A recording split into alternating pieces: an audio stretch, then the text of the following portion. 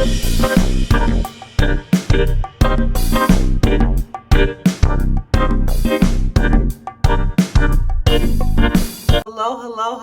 It is your mom of three in the NYC, and I'm back with another video. Yay. Hello, this is your first time on my channel. Welcome. My name is Taneza. I'm the mom of three wonderful kids living in the heart of New York City.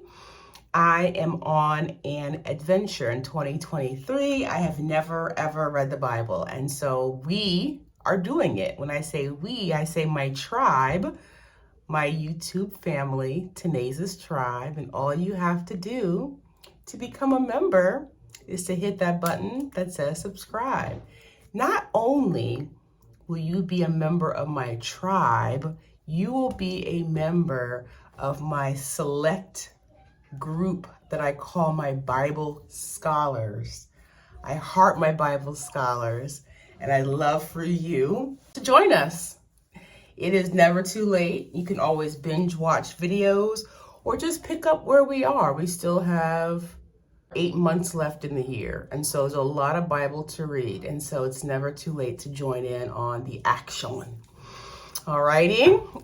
I will be reading from the NIV version. Please follow along with whatever translation that you have is perfect. And if you do not have a Bible, do not worry. I will put every single verse on the screen for you. So the original plan, Bible scholars, was to review chapters 17, 18, 19, 20, and 21 today to finish the book of Judges. But Bible scholars, there is so much going on and I don't want to rush it. And so I'm going to call a play and we will be reviewing 17, 18, and 19 today. And then our next review on Friday will be 20 and 21. It was hard to read, to be honest with you guys. It was hard to read. And I read each chapter 2 or 3 times because I didn't want to miss anything. And it was hard to read. So know that the Bible has parts that are easy to read and wonderful and feed your spirit and make you feel so good inside, and some of it's not, and we're supposed to learn from everything. So we will be reviewing, and this may be a trigger warning because we will be discussing sexual abuse in this review. And so if that is something that is sensitive to you, please, I would rather you just go ahead and skip this review because these chapters are kind of hard. They're kind of hard to read. They may be hard to hear, and I just want to remain sensitive to everyone. Okay? Okay. Judges chapter 17.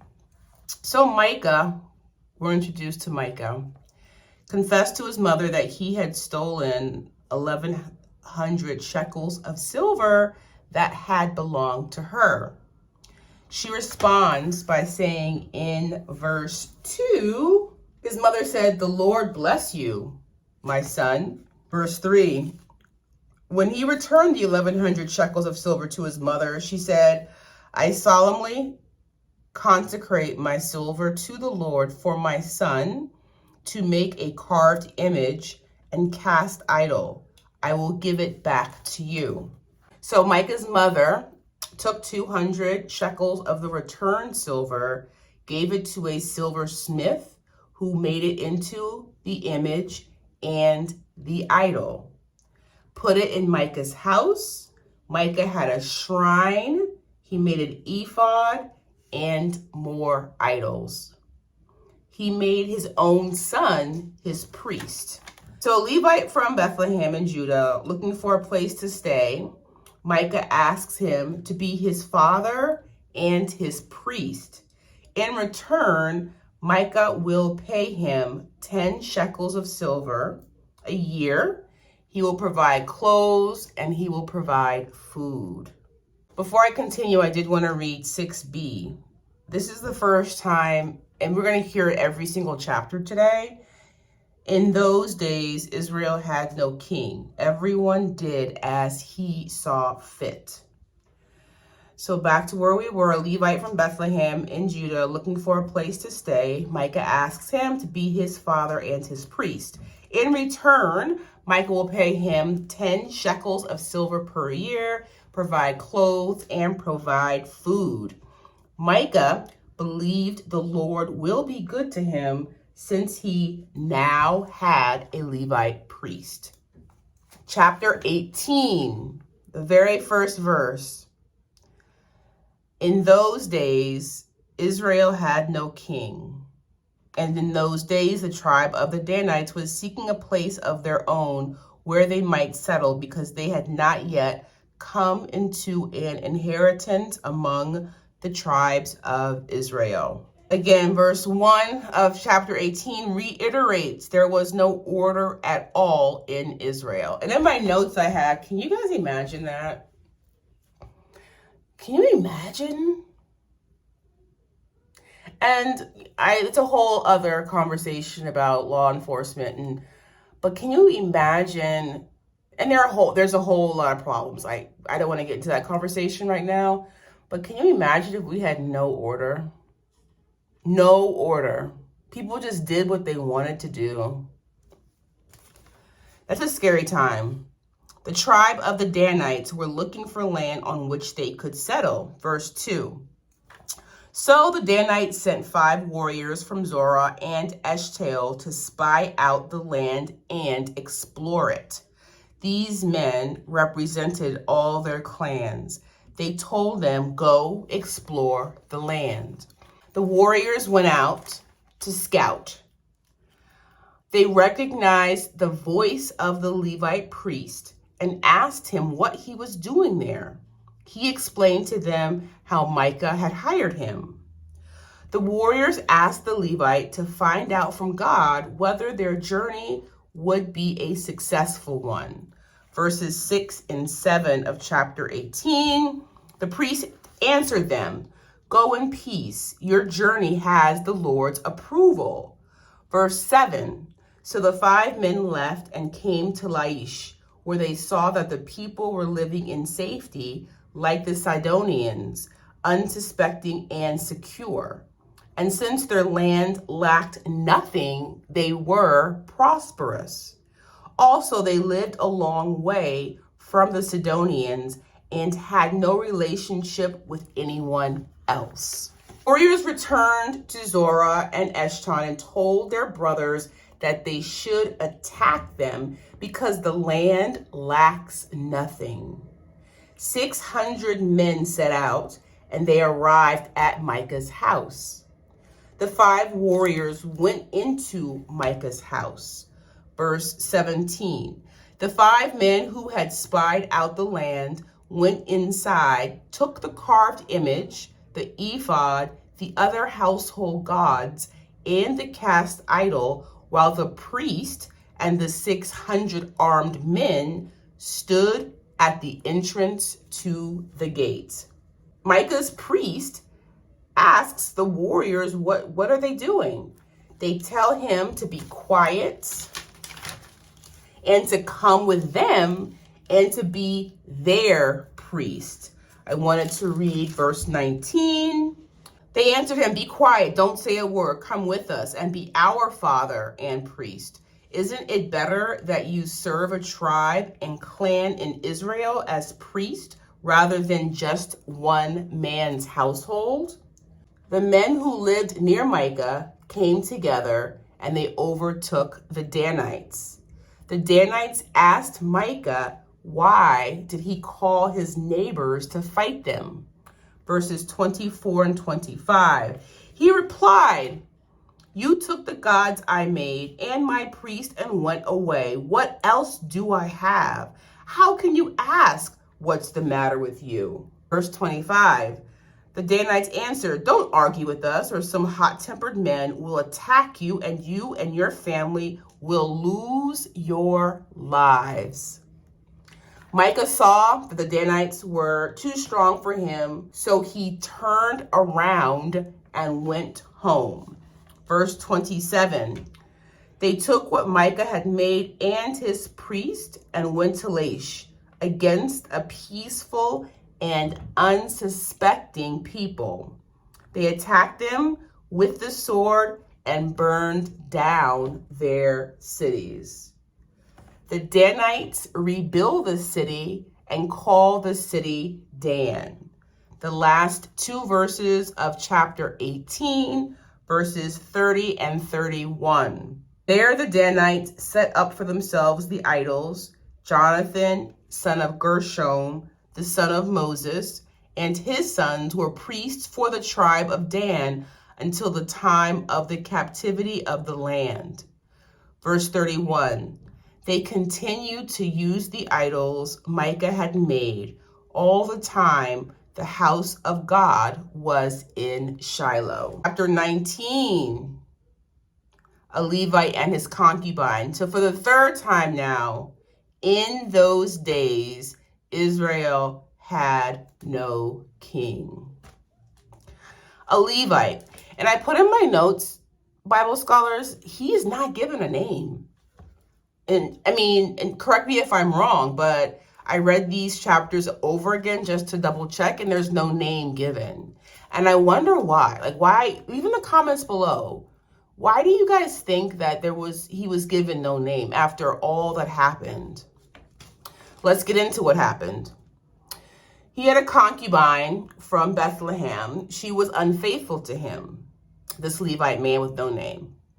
She left him and she returned to her father's house in Bethlehem.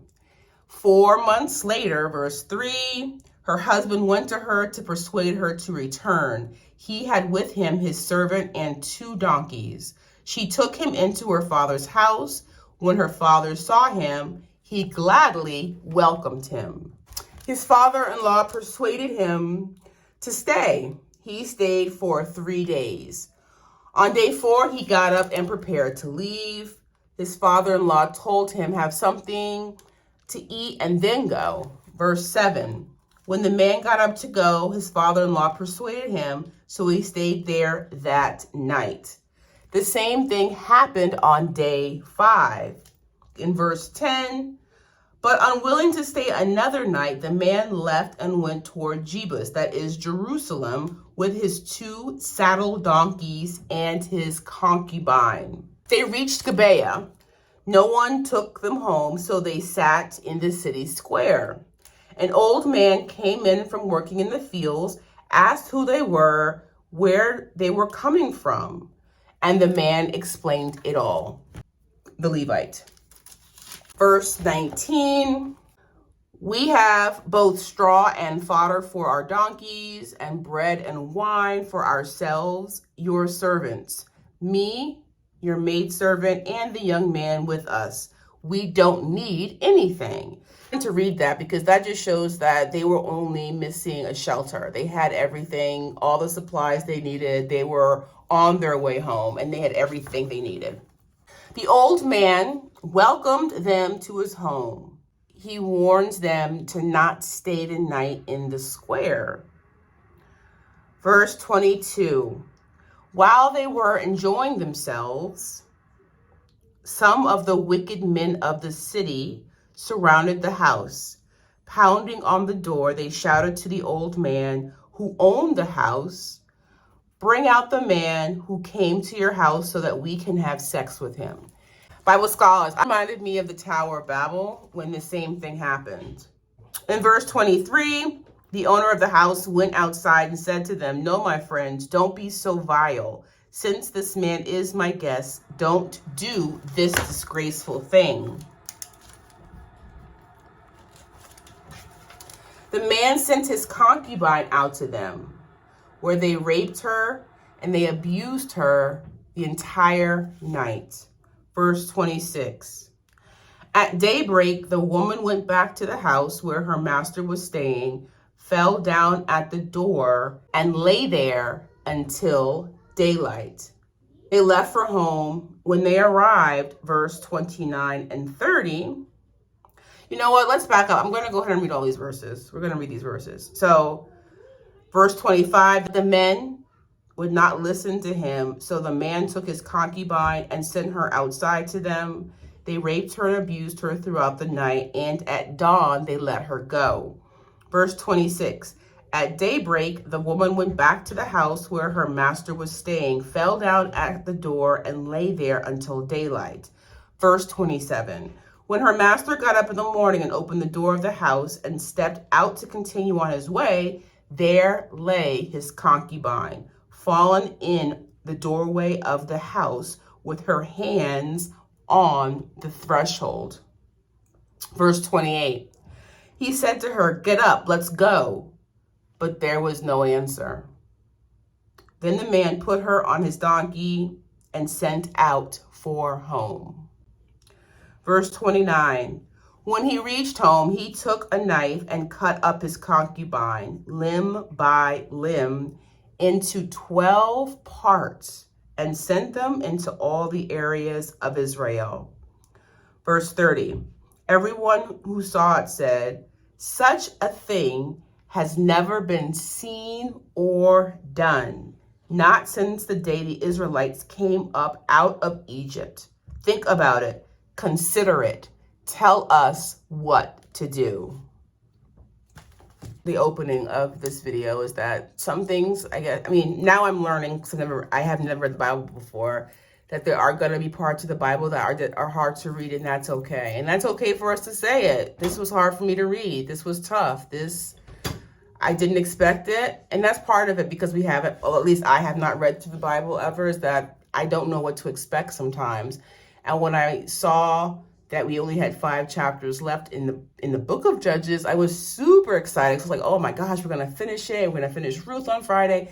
And that was the plan. But sometimes you got to take a step back. And that's the beauty of doing this with other people, is that and having a plan in place is key. But thankfully, we're able to alter and amend that plan based on the reading. And so, again, I do apologize if you had been expecting a review of all the 5 last chapters, but like I mentioned, there's just so much that goes on that I wanted to take a step back and discuss it and chew on it and not to rush anything. And today's review was 17, 18, and 19. But before I end the video, this Levite, who we still don't have a name for, he calls the concubine his wife. And I was confused by that because I thought they were 2 different things. And so before I end the video, I wanted to let you guys know that I did a little bit of research, and the concubine is a wife or a sexual partner of secondary status. I thought it was like a mistress. That's what I thought a concubine was, like a mistress. Not a wife, but a mistress. And so I did some other research, and it said that the concubine existed solely and completely for the entertainment and sexual gratification of her master. It's more of a sexual servant role, it seems like. She was not expected to perform any household duties or have any responsibilities other than those of the bedchamber. So again, coming into this, I thought that a concubine was just simply a mistress, someone for the man to sleep with at his will, like a servant who was there to sleep with. That was a concubine. But again, it's interchangeable that she was a wife, but with no other responsibilities other than sexual ones. All right, Bible scholars, thank you so much for joining me. And again, I completely understand for those that decided, well, I guess you're not watching the video, so you won't even see this, but it's okay for today and Friday to not watch if this is a trigger or a sensitive topic for you. I completely understand it. Thank you for your flexibility. It's just a lot. There's a lot in these chapters. And so today we reviewed 17, 18, 19. On Friday, we will review 20 and 21. And then we'll get excited for Ruth on Monday's review. As always, Bible scholars, any questions, comments, or revelations, please leave them in the comments below. Any questions that you have that I can try to answer or find the answer, leave them in the comments as well. All right. Thank you for your support. And I'll see you in our next review. Bye for now.